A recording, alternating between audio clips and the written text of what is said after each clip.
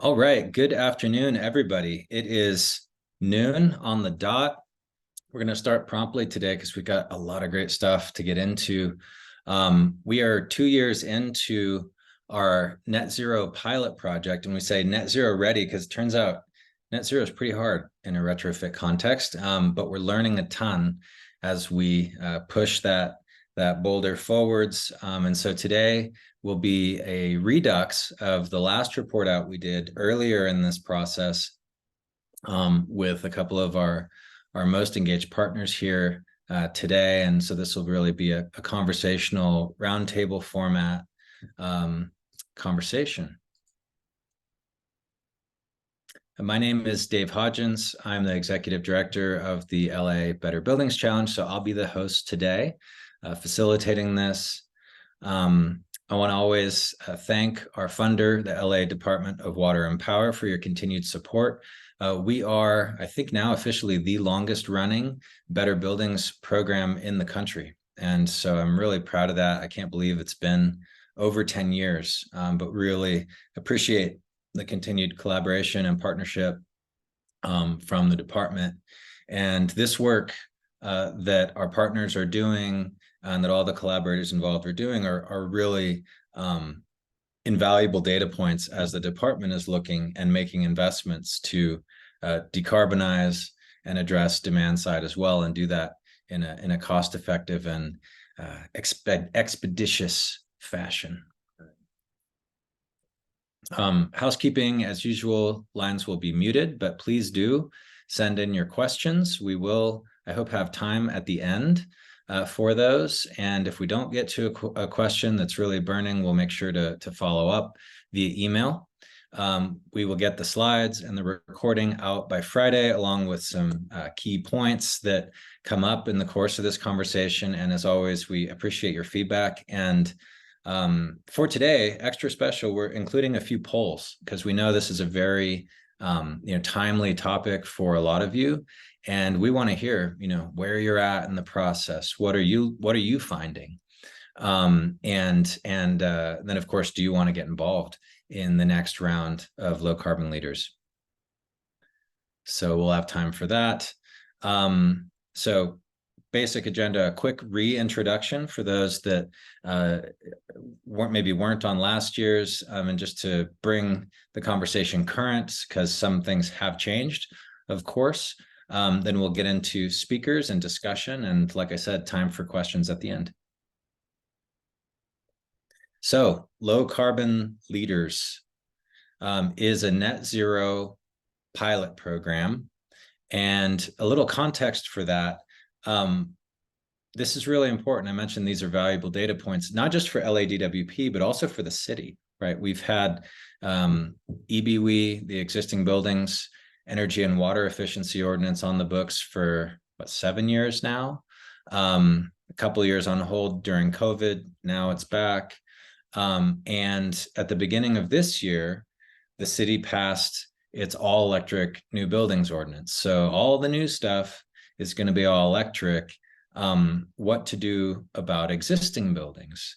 So revisions to EBW are in process right now, and looking at ways to broaden that to be more carbon focused, EUI focused, but really now pushing from benchmarking more towards implementation, more towards electrification, decarbonization. So we need to understand what are the issues today? What are the questions that people have? What are the barriers, so that we can put resources in place to support, to craft a policy that makes sense, first of all, to create programs that support that, align those two things so that you all can invest and move forward with confidence, and this whole thing actually works.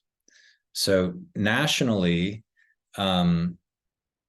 there are what's called building performance standards in place in a bunch of places, an increasing number, I would say, of places. And you can kind of see a map there. The Institute for Market Transformation is doing a great job of both advocating and catalyzing these types of policies, as well as tracking what's going on. And so I pulled this map from their site. So this is the next step. So it was benchmarking, it was audits and retrocommissioning. Next is some form of building performance standards. So the work that this group is doing and that a lot of you are doing is helping to kind of bushwhack and pioneer, ways forward. What's possible today? What do we need to get where we're trying to go? So it's a net zero retrofit pilot program. And as I said, this is really helping to inform local policies and programs. That's the big kind of point of all this. So next, I think we have a poll, make this a little bit interactive. So where are you in this process in charting out kind of net zero pathways for your organization? Don't overthink it, but we'll leave this open for 10 seconds or so.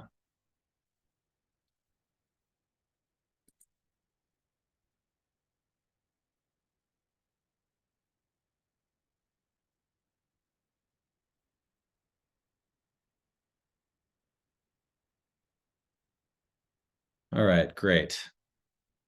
Are we going to see the results live or at the end, or? Oh, we see them live. Great. So about half and half, with 52% not yet started, 48% in process, which is great to hear. And then no one's done. No one has said they're complete. So we're really in this together. And I think, a lot of the partners that we work with, are not started on this. This is new. And so this is why it's important, start with these types of pilots, try to see what we can learn, develop resources, map things out, makes it easier. Okay. So just recapping what the folks you'll be hearing from today, what we asked folks to commit to as part of this. And so a net zero by 2050, everyone's got to do that or we're all done for, right? A wedge analysis or an action plan to show how those carbon savings will be achieved. And that's what we're really going to focus on today. So what are the different buckets of opportunity? What are the barriers as well? Process transparency, this has been a very hands-on collaborative effort. So, but then sharing that out. So sharing out what has been the process, documenting that, what are we learning, what seems right, and turning that into, we call an action plan. So it's an actionable plan that can inform capital budgeting and decision-making for years to come. And this is, of course, a multi-year, if not a multi-decade effort. So we'll be hearing today from our friends at Douglas Emmett and Paramount Pictures, but have really enjoyed our collaboration with all of these groups, and everyone's at different places in the journey. Jamestown and Commonwealth were the other two in our initial cohort. Prime, Tishman Speyer, and Paramount were in part of group 2. And so we'll be continuing to report out what we're learning as we go, working with all of these partners. And then at the national level, this is part, again, of the bigger DOE effort. They've been doing a bunch of work too. And all different, very diverse types of property owners and operators. You can see here, public, private, institutional, education, healthcare, manufacturing. So I'm really learning a lot. And of course, all of this feeds into what's happening at the federal level with the Inflation Reduction Act and the bipartisan infrastructure law, which there's just a very important vote up on that yesterday. Greenhouse gas reduction fund applications are open. We're very engaged in that. And of course, that's very broad-based. There's a whole effort to onshore more manufacturing of solar panels and all of the technologies that go into a building decarb retrofit. And of course, unleashing private capital. So everything we're learning here also has national implications too. So this is the priority waterfall. None of this is terribly new in terms of the thinking. So energy efficiency is the first fuel, right? That is where you're going to save money. You're going to save on both utility spend and O&M costs. It's helping to right size, optimize investments on supply side. So we shrink the pie. What are we trying to cover? Then onwards to electrification, and I would asterisk that to say beneficial electrification. I think that's a big thing that we're learning about is what makes sense, right? What makes sense to electrify with the state of technology today in our climate now. And how do we see that developing? We'll talk about that. On-site renewables, off-site renewables, PPAs, these are complicated in LA. There are rules that are different across utilities and states about how or if you can do that.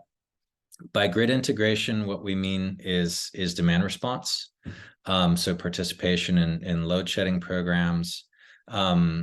As I mentioned, the participation in this is very broad-based. So, carbon capture on an individual building or even a lot like Paramount probably doesn't make sense, but in an industrial facility, sure.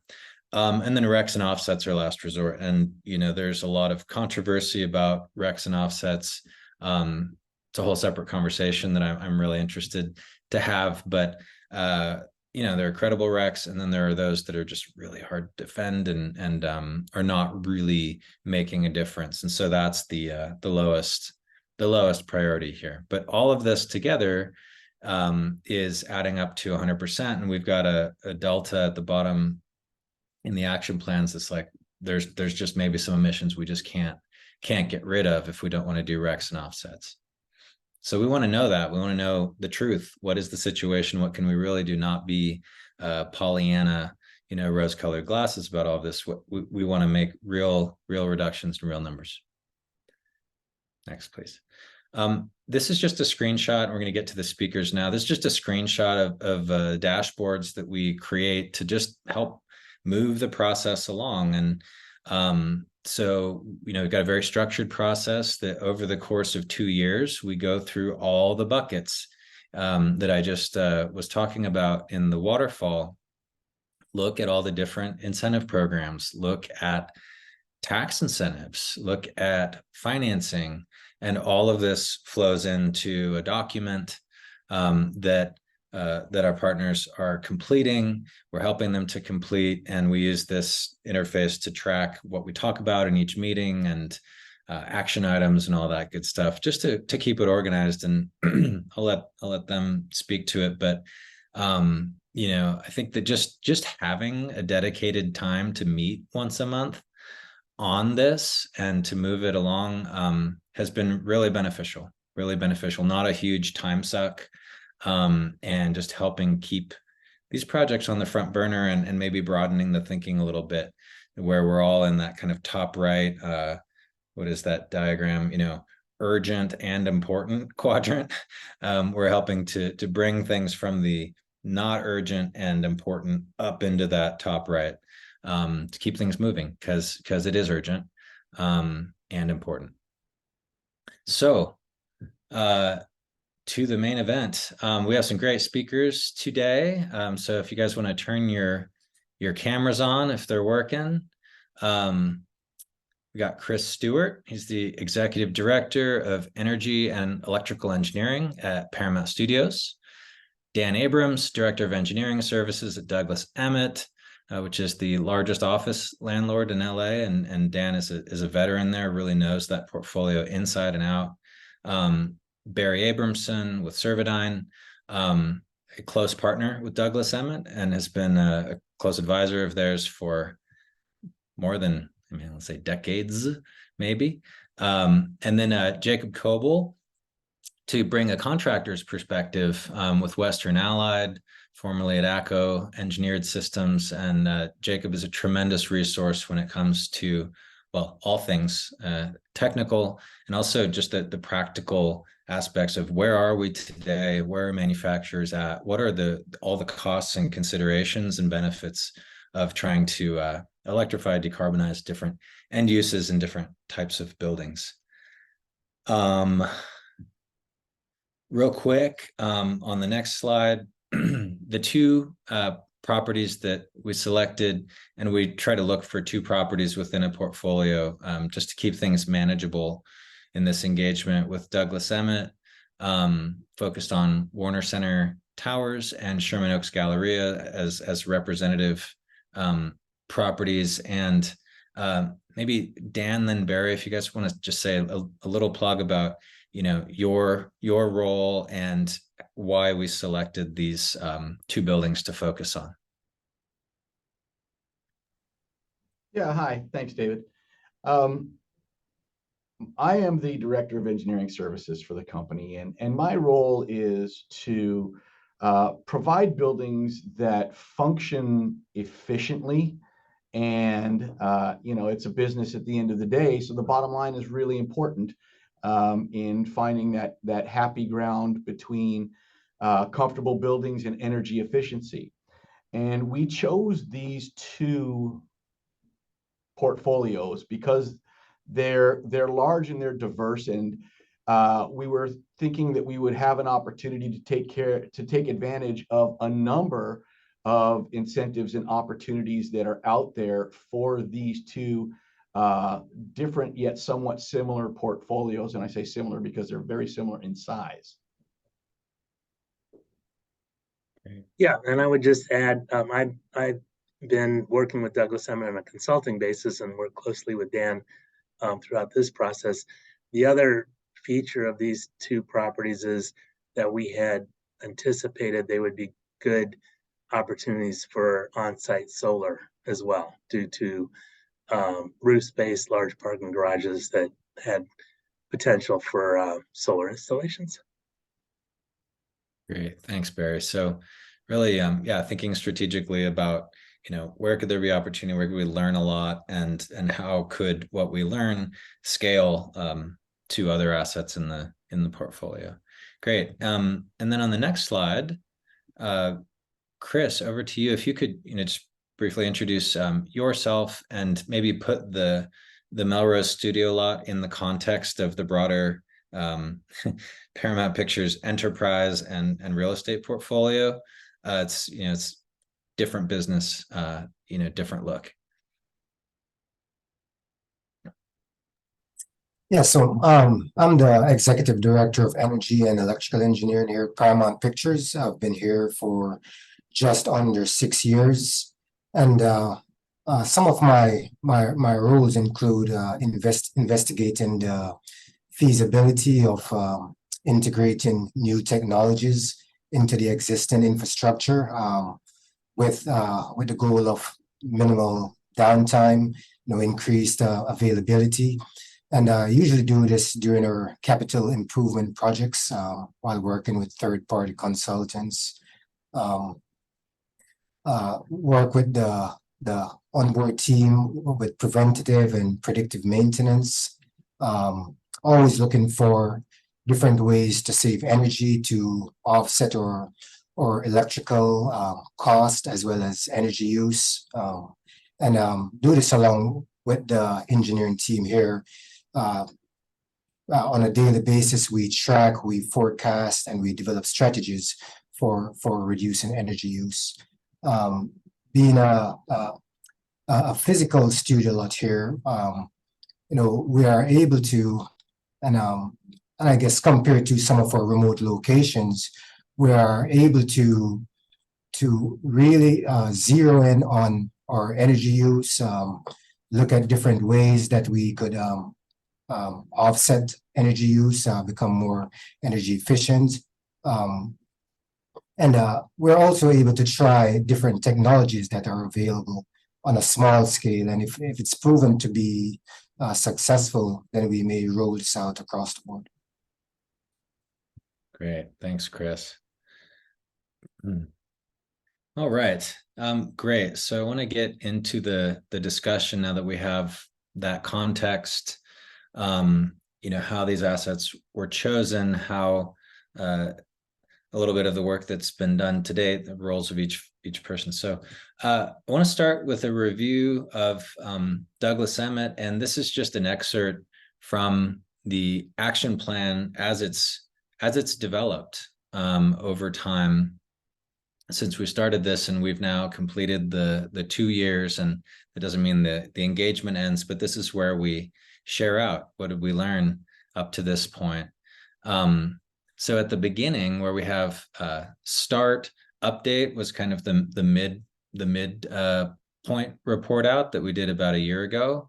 And then the column that says plan is what's reflected in the plans today, as we've refined some of these potential opportunities and ideas.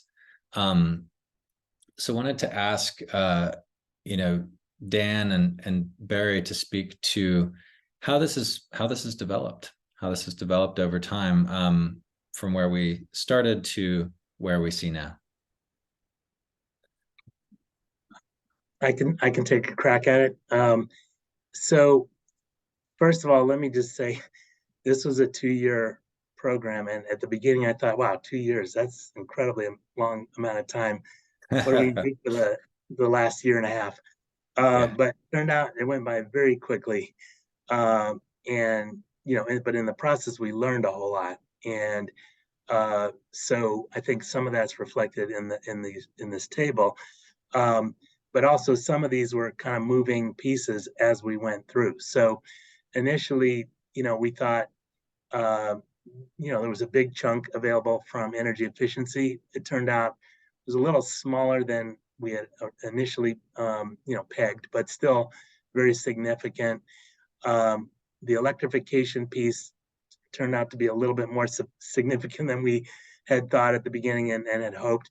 And then on the positive side, when we got really detailed proposals for on-site solar PV, it turned out to be a bigger opportunity to cut the carbon footprint of these properties than we thought at the beginning, and even that we thought sort of midway through, and we were just starting to check out the feasibility. So the other thing I think that's a takeaway from this is that we really focus on those top 3 rows of efficiency, electrification, and on-site renewables, because those are things that, as Dan said, they directly, impact the buildings and the financials of the buildings.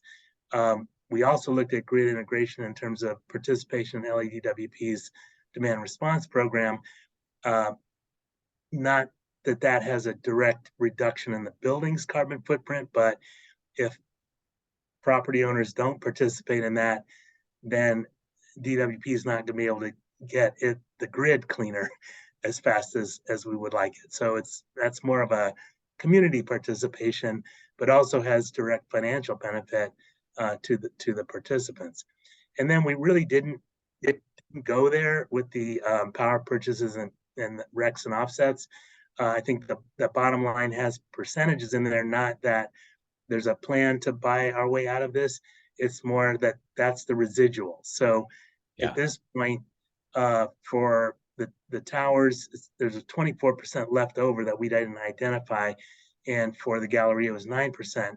But if we're successful on that electrification line, that bottom line goes to 0 as LADWP gets the grid to 0. That's right. And of course, they're making big investments in that direction, most recently as part of this gigantic hydrogen project in Utah, where DWP is going to be the primary off-taker. So I did not include today, Barry has some great slides that are showing kind of how the grid decarbonizes and how the buildings decarbonize in parallel but lower, like faster, right, than the grid. But I think those are great, and we can maybe share those in follow-up. Dan, was there anything that you wanted to add from your perspective? And we will get into more discussion, but on this slide. Yeah, I think this slide is really kind of an eye-opener. I know that we're 2 years in, but I feel like we're just now kind of cleaning up all of the noise and being able to focus on some things that we found that work and some things that we found that don't work. And this, if you look at the start and the update and the plan, you can see that some of them we found didn't work as well as we thought they were going to work, and some of them were spectacular. And again, to Barry's point about how we partner up with grid integration, that is something that, we don't necessarily affect just by ourselves. It's a participation thing. So again, to the stated goal, it's a group endeavor that is going to bring all of these numbers down. Right. Demand and supply, I guess. So it's absolutely. Okay, great. Thank you guys. And there will be more discussion. So Chris, again, you guys, Douglas Emmett, I think, had another like a year or so head start on you guys, but then you made a rapid sprint to get to this update, which is a little bit of a change. But yeah, if you want to walk through real quickly kind of where you started, where we're at now, and then of course we've still got some time to get to what we're going to call the plan. But yeah, how do you see this developing in the time that we've been working on it together? And of course, you guys have done a ton already on EE. So maybe you could speak a little bit more. I should have asked at the beginning to like some of the efforts that you've done already, and some of the unique infrastructure that you have in place already at the lot. Okay, so as you could see from the numbers, energy efficiency, that is a big part of our focus.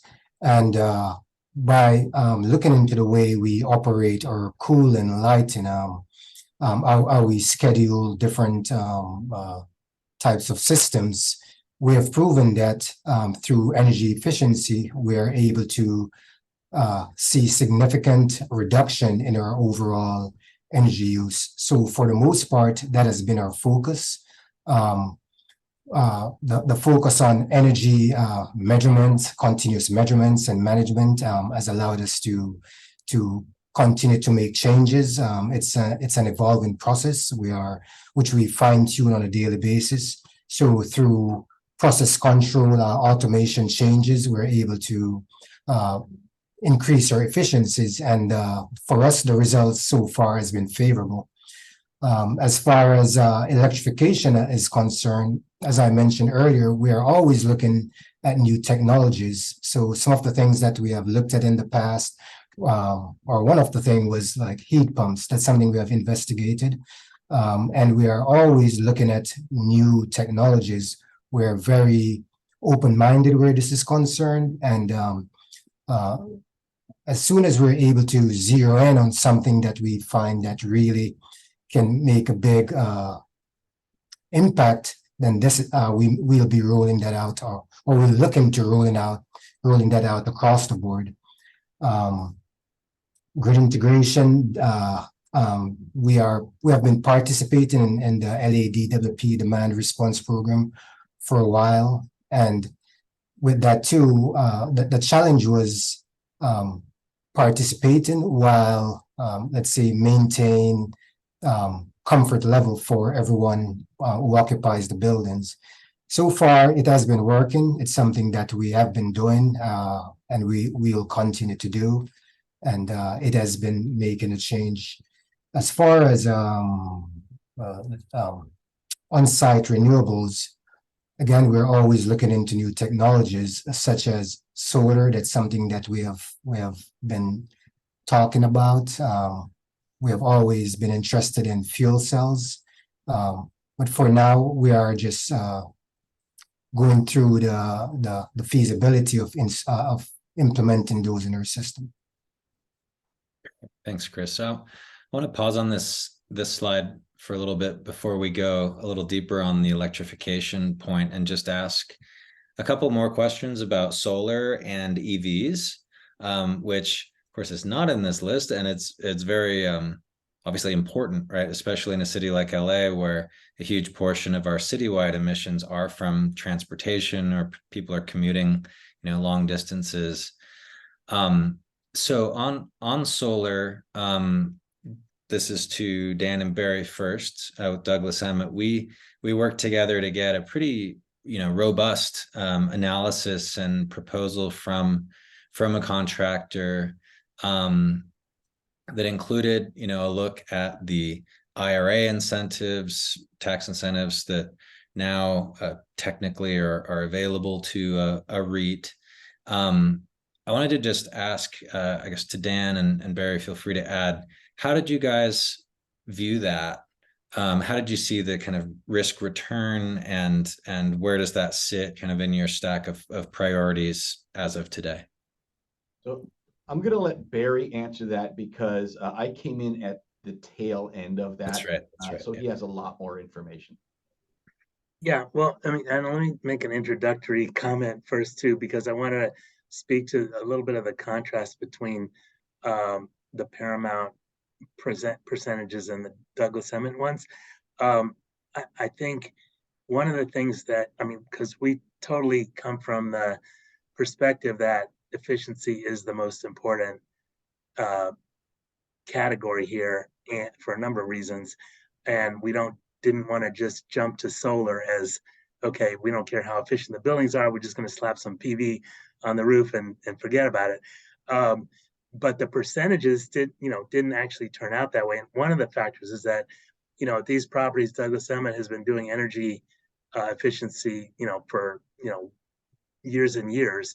And so we found that a lot of the, low-hanging fruit had been dealt with, or would have to be dealt with in a kind of an echeloned way as tenants turn over and capital, equipment reaches the end of its life and things like that. So not downplaying the efficiency line item.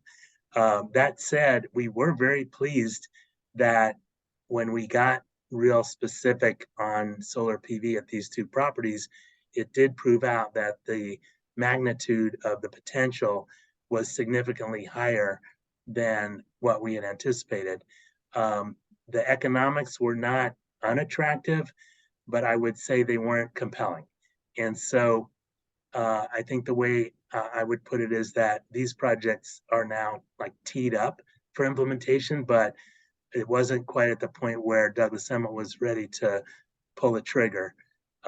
Even though the Inflation Reduction Act sweetened the pie a bit because it gave a kicker with tax incentives, that didn't exist before that. So it's like the economics are there if there's super motivation to do this. The economics are not a barrier, but they're not so compelling that it was a automatic go.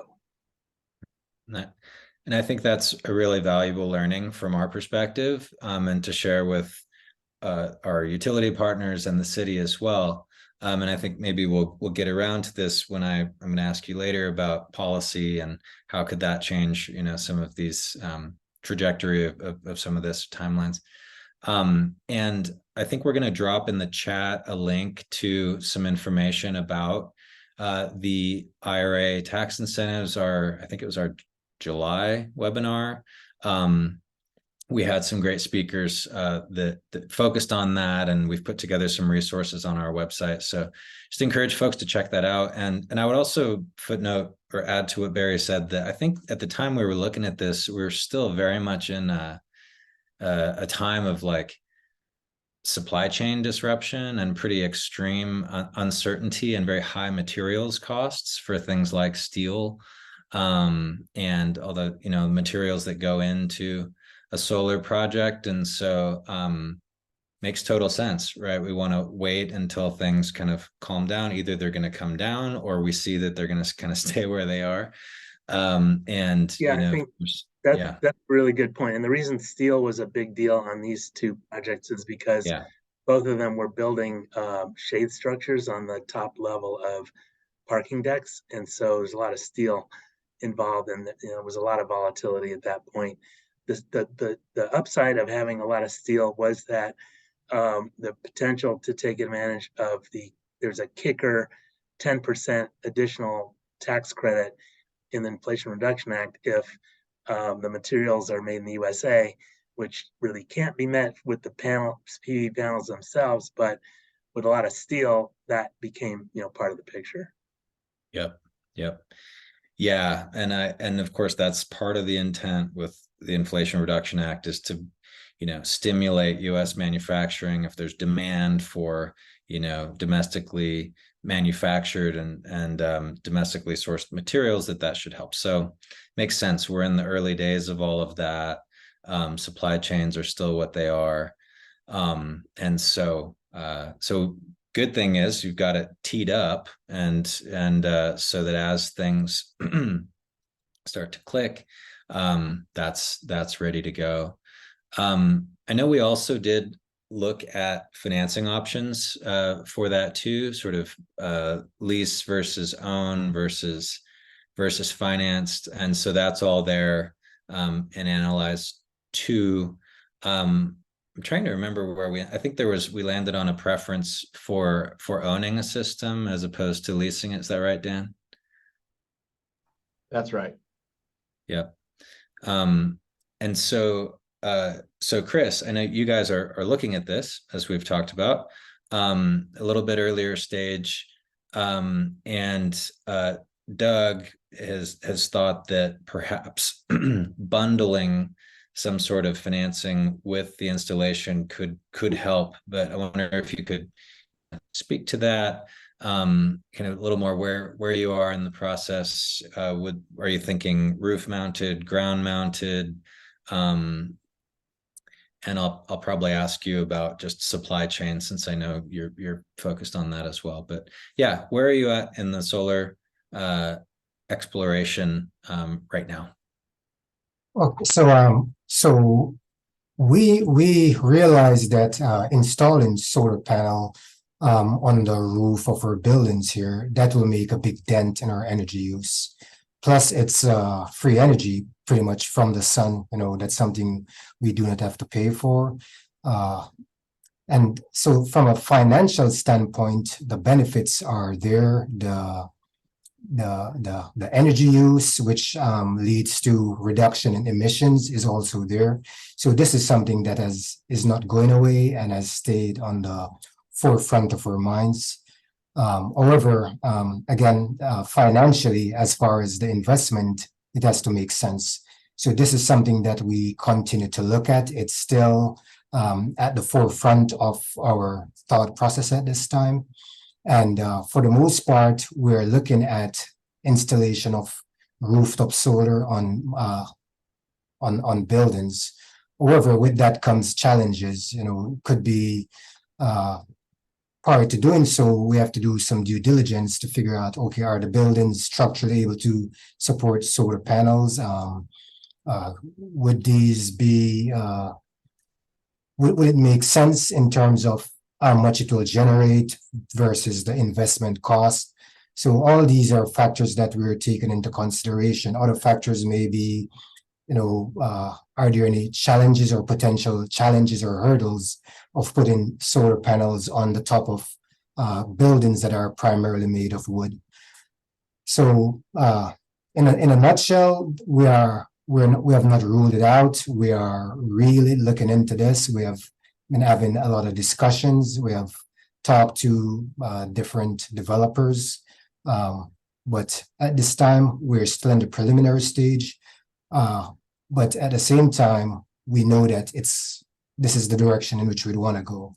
So generally, we're looking at ruling out solar, and from a numbers standpoint, we saw where this will make a significant impact in our energy reduction overall.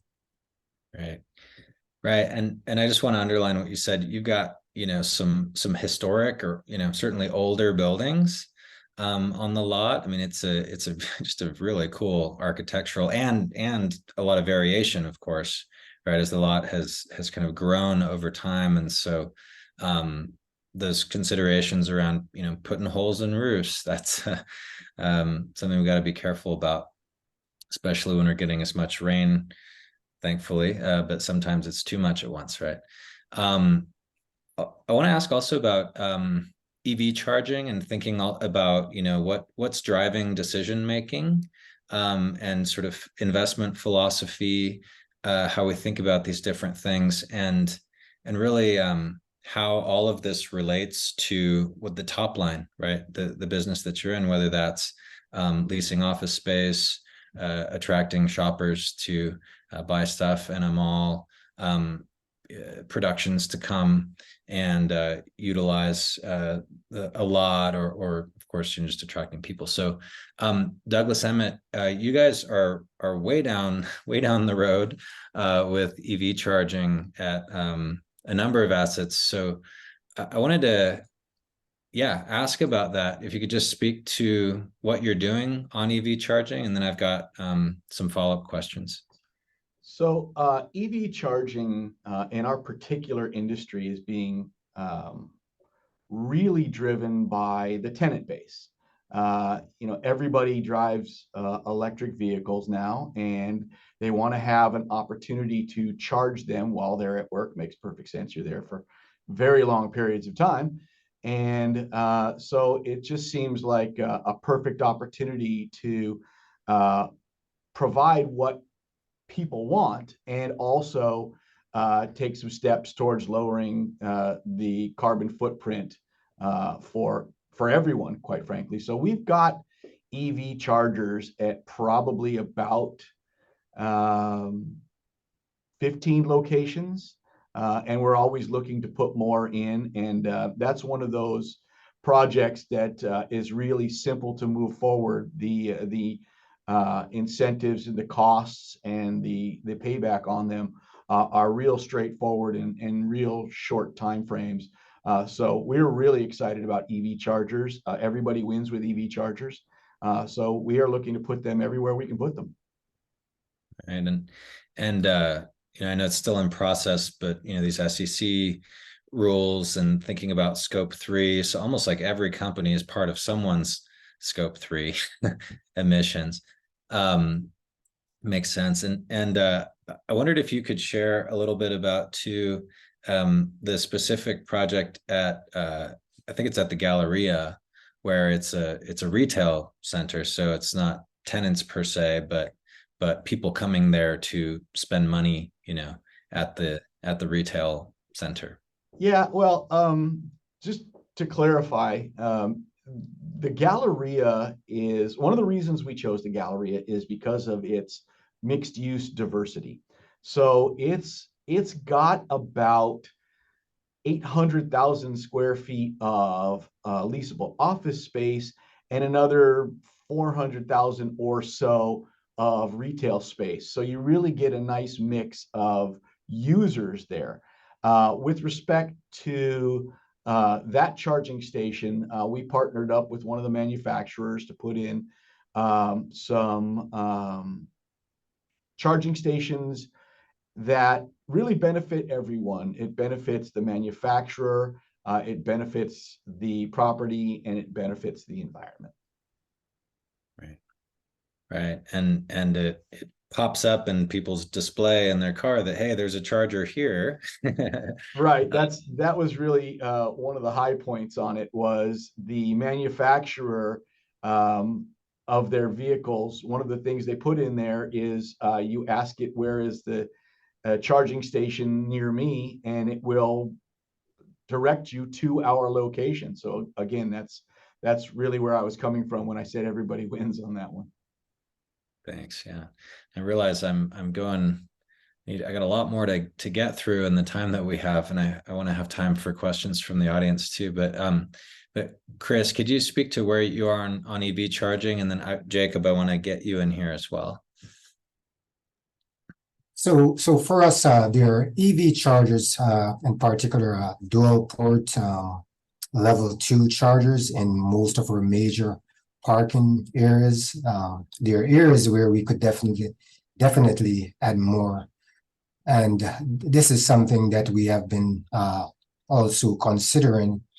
But we have found that for us, fast chargers may make more sense, and especially because most of our charging stations are used by employees or guests, and not by the general public.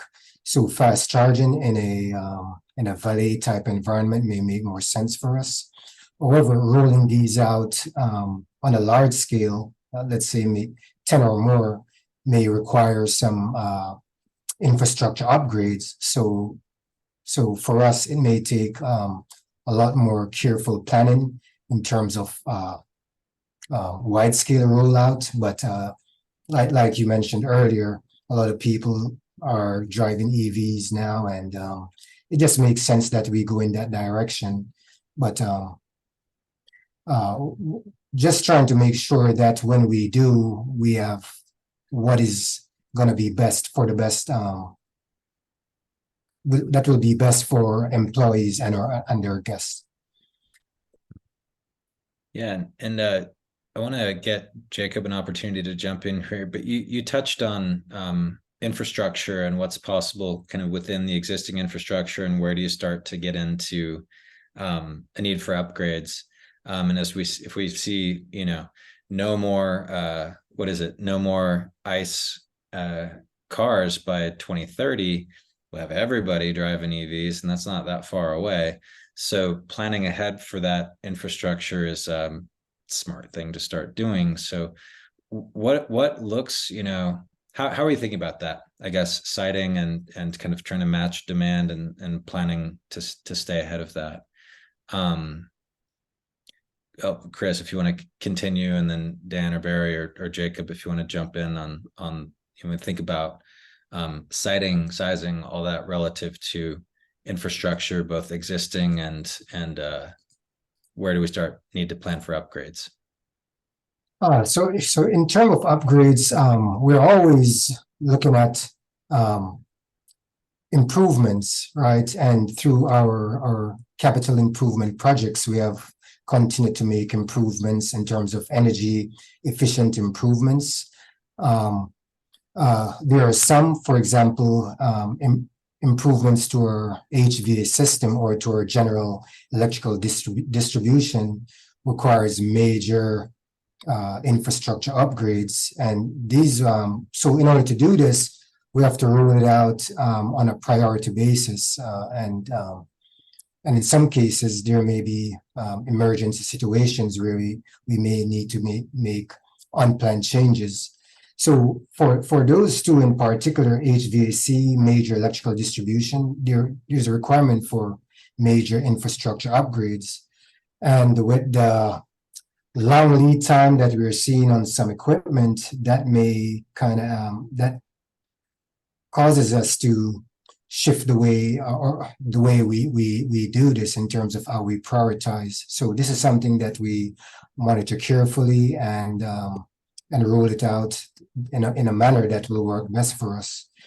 However, there are other things that we do that, such as just making changes to program changes, the way we operate processes, or making minor changes with big results, like changing incandescent and fluorescent lamps to LEDs. Those are stuff that we continue to do, that requires not a lot of major infrastructure upgrades, but are stuff that we continue to do. And again, there are some process control changes that require a lot of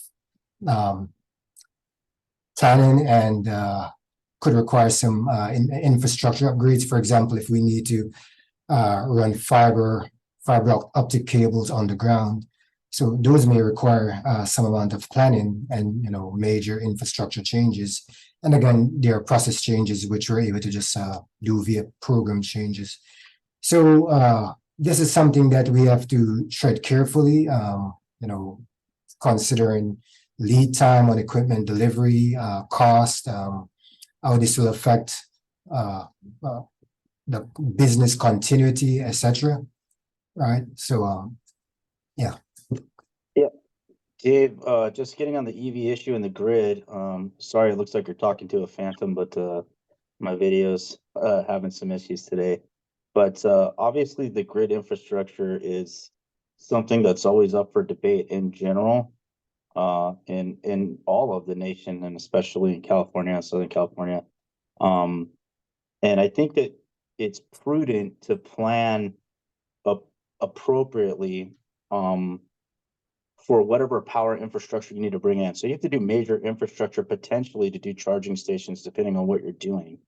And if you can meld that into whatever your facility process power growth requirements are in the future and balance that let's say policy changes. Let's say there's infrastructure that can or can't be done, or is going to take a long time through the state to get done. If you can develop a balance, for example, if you're working at a process facility, and the process energy density in that facility is growing, and you know it's going to grow over 5 years, kind of implement that in parallel with your EV charging, so you're not potentially wasting a large piece of infrastructure that you may have to install. So it's like looking at all components, because at the end of the day, everything's combined, it's energy. And so, you know, if you just rush out and say, okay, I'm going to slam 100 EV chargers in there and infrastructure changes and something changes and there's some reason you can't use them, well, that's lost capital on infrastructure at the beginning. So it'd be worth taking a hard look ahead at your facilities, processes, growth, shrinkage, whatever is going to happen, and then plan accordingly, right? Yeah. So that you can meld everything.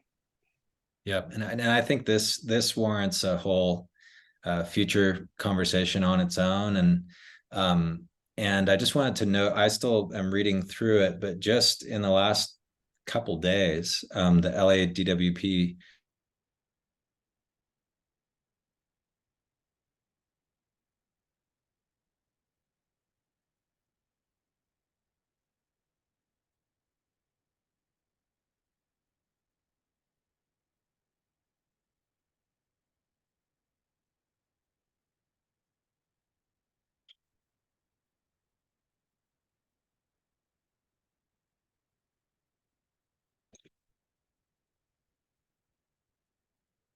Hey, Dave? Yeah, seems like Dave froze up. So Yeah, okay. Jacob, do you want to take us through this slide? I could try until Dave gets back online. He's a much better presenter than I am. So in looking at electrification, there's this move towards, there's a move away from gas heating, right? Because it's inherently more carbon intensive than heat pump technology, right? So what we have been looking at is, okay, well, where does it make sense to electrify? And in some work that I've done with you, Barry, we've kind of found the beginning of this, and by no means is this information here absolute, because there's so many variables behind the scene. But there are some simple considerations. So if you're looking at a building that's a heat pump building, there's really not much to look at. The electrification's done on the heating portion, so you can move away from it. There's other ways to save energy and decarb on that, but electrification of heating on those portions isn't necessarily anything that you need to tackle. It's not there. And then conversely, the low-hanging fruit is buildings with gas packs. So if you've got a facility that has a ton of gas electric air conditionings on there, and there's facilities that have 100-ton machines with gas electric, and there are some limitations as far as heat pump machines go, sizing wise. That would be the low-hanging fruit where you can get the payback not only financially, but you could do the decarb as well.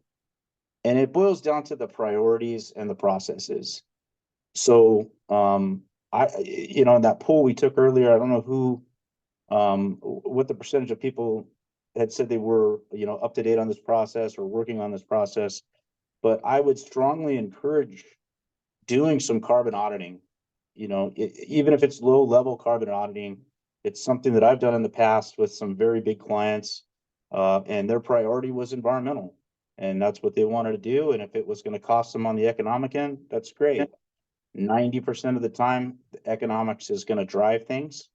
So my job as a design build contractor is to figure out how to meld the economics into the environmental side. Usually it works out if there's an energy savings.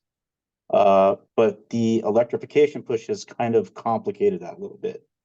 And so you'll see a lot of things that say it's possibly feasible, right? And the reason it says possibly is because it's something that's going to require at least a cursory review, and in a lot of cases of intensive engineering to really determine it, because there's much more to it than the simple words. It's going to take crunching the numbers. And a lot of times those are very, very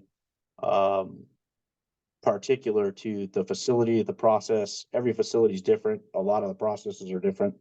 And then there's some facilities that it does make sense, you know, if you domestic preheating makes sense for electrification. Laboratories is that one I probably shouldn't have put as high on the list, but it depends on what you're doing. If you have a process where you don't need extreme high quality heat, and maybe you're just doing some humidification control, that could potentially be high up there.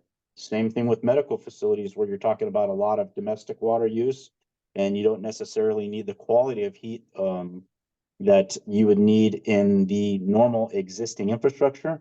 A medical facility might be a good application, but in each one of these, there's much more to it than just simply selecting it and figuring out where you are. Oh, sorry, Dave. You want to jump in? I was just gonna thank you. You know, this is certainly like the jumping off point. And I'm just being reminded of the time, and wanted to make sure that we do get through everything. So thank you, Jacob. And just an anecdote, you know, Jacob took a look at one of the Douglas Emmett assets, and we looked at it, and you know, the equivalent cost per ton of carbon that it would take to make electrification of space heating at this building would have to be $80,000 a ton. It's nowhere near. You know, I think the social cost of carbon that EPA is recommending is like $155 per ton right now. You know, people can debate that. 80,000 is not going to work. And so, you know, we talk about the value of these real data points to inform policy, to inform incentives. It doesn't make sense for DWP to even incentivize that. It doesn't make sense for the city to require that, certainly. So these are the kinds of things that we're learning, and that this collective effort is generating. So there will be a lot more on this. I want to just kind of start moving towards conclusion, and also mention that DOE put out a pretty good resource that we can also drop in the chat if we have it handy, or include in the follow-up, that talks about this. A little more blown out version of the table that Jacob had put together. So yeah, let's ask the question. Let's do that poll real quick. So we've been talking a lot about what folks on this call have looked at, what they're seeing, some of the barriers around cost effectiveness, lead time, technology readiness, complexity. What do you see? Is it capital? Is it infrastructure upgrades? We don't know what the infrastructure upgrades might be, could fit that. Are you looking for technology? Can't find it. We don't know yet. Or if it's something else. And I guess we're not letting you fill in. It's just other. Yeah, so understand, you know, some of you, about half are in process now. The other half haven't started yet. So I guess for those who haven't started yet, what do you think it's going to be? And for those of you who are in process, what are you seeing? Interesting. So infrastructure upgrades, whether those are a known issue or an anticipated issue, is the biggest one. I think that's really interesting. I'm curious what's in the other, but it was infrastructure followed by capital, technology, less of an issue for the folks responding, and something else is about 20% of it. So thank you for responding to that. This is really, really valuable information for us to know. So I think we've really touched a lot on what we've learned today. So I'm going to just save this slide. Maybe one quick final question, and I'm sorry we won't have a lot of time for Q&A, but if folks do have questions, please do follow up. We have another poll. I think this popping up. Are you interested to learn more about how to get involved? We would love to work with you. We've got a bit of a process for selecting folks, so I would love to hear if it's something you want to learn more about. I mentioned, you know, what's happening on the policy side. This is a national conversation that's happening about moving forward as we move to net zero. So just quick rapid fire round for the speakers. The city is working on some updates to policy. How would a stronger policy impact your organization's work in this area, or the trajectory of it? And then we'll move to conclude. So rapid fire, we'll go Barry, Chris, Jacob, Dan. Okay, I think the incentives that are in place are great, and we learned a lot more about them and the feasibility of moving on them through this process. I think this whole electrification piece is a huge topic that we found there wasn't a direct path immediately, but we have to address that. Okay, thank you. So a policy coupled with more clarity on what's involved. We saw infrastructure was a major question mark for people. As I mentioned, DWP just issued some clarification on that, which I think we should all read and follow up to this. And this is very much a live conversation. Chris, how would you guys see a stronger sort of policy driver from the city? Would that be helpful in your view, or would you see that as, oh man, why are you doing that? We're good. Oh, it's definitely helpful. So this is what that would do, is that would give us added motivation to continue what we have already been doing. And especially if there's some incentives to doing so, whether from the city or from the federal government, then this will push us towards, our long-term goal of carbon neutrality and energy savings and cost savings. So definitely that would be something that would be welcomed by us. Great. Dan, how do you view that same question? Yeah, I think you're going to hear me say pretty much what Barry and Chris have said, and probably what Jacob's going to say is, we're already clearly motivated to do this. Now, my company is motivated to do this early on from decades ago because we have some principals that are very interested in being good stewards of the environment. But at the end of the day, we still have to do things responsibly as a company. And I think, again, the incentives, there are some really good options out there. And some of them are on the precipice of being able to move forward, and some of them are still pretty far away. Electrification of the heat pumps is a prime example. And so, I think that we need to look at maybe how the incentives are set up to get those projects that are close to moving forward to becoming no-brainers, and then we just move them forward.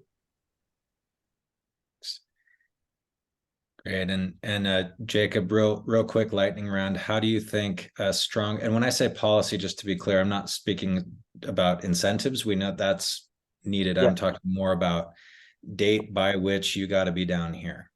I think that policy. Oh, go ahead. I was just going to say, do you see your clients wanting that or not wanting that? I see them right now.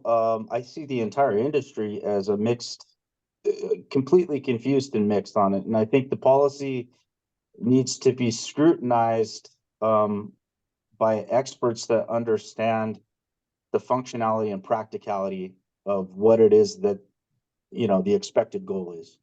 Because to just put policy out there without doing the work behind it to determine if it's practical, feasible, what the effect is going to be on the end user is not listening to the end user's perspective. It's just coming from a policymaker. I think that's a perfect point to end on. This is exactly what we're trying to do here. So, very well said. I want to thank all of our speakers today and the team for putting this together. I see a great comment in the chat, that another a barrier here is like organizational culture and psychology. And I think like Jacob just said, it's a mix.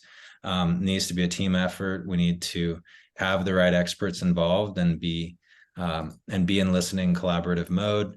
And this is the same quote, I always like to have a little quote at the end that we used last time, but it still feels very apt. And so I just wanted to thank you guys for helping to, whack through that bush and leave a trail so that we can all benefit from your work. So thank you all. And thank you everybody for attending. I know we're a couple minutes over, but slides, key takeaways, recording, all of that will be out by Friday, and to be continued.